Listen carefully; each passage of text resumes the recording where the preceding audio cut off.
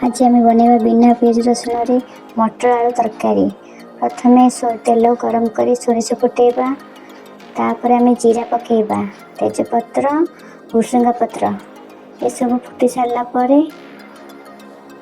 तापर आम अदा पकेबा, अदा छेचा कहीं बिना पिज रसुन अदा छेचा न पकेले भल लगे। अदा छेचा पकईदेवा आम तापर आपको आम भाजीदेवा भल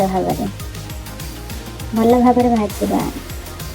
भाजी सारा पर हलदी गुंड, मरीच गुंड, तापर धनिया गुंड, तापर जीरा गुंड आ गरम मसला गुंड सब आम भल भाव पकईदेवा।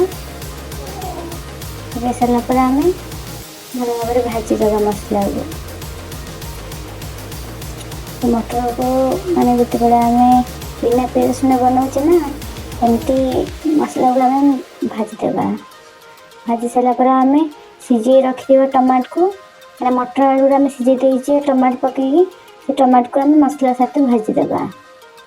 भल भाव कषि सारापर तेल छाड़ा पर्यटन आम कषा कषि सारापर आम सीझे रखी मटर आलू को पकईदेवा। पकईकि मसला आम भाजवा। खूब कम समय मध्य आम ये तरकारी बनइबा।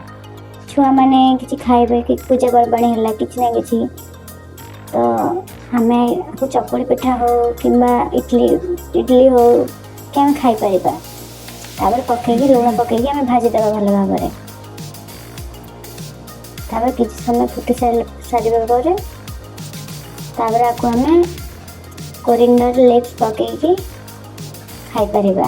तापर आम करी मसला पकईबा, कहीं बिना पिज रसुन होना करी मसला पकईबा निहाती दरकार। फुटीगला ना आम तरकारी। तापर आपको आम प्लेट को काढ़ीदेवा भल भाव घाटिकी।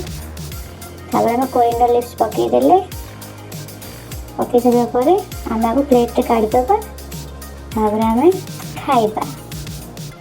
खूब कम समय मध्य आमर होगा मटर आलू बिना पिज रसुन केमती बनइबा निश्चित रूप खाई टेस्ट करेंगे, बहुत भल लगे।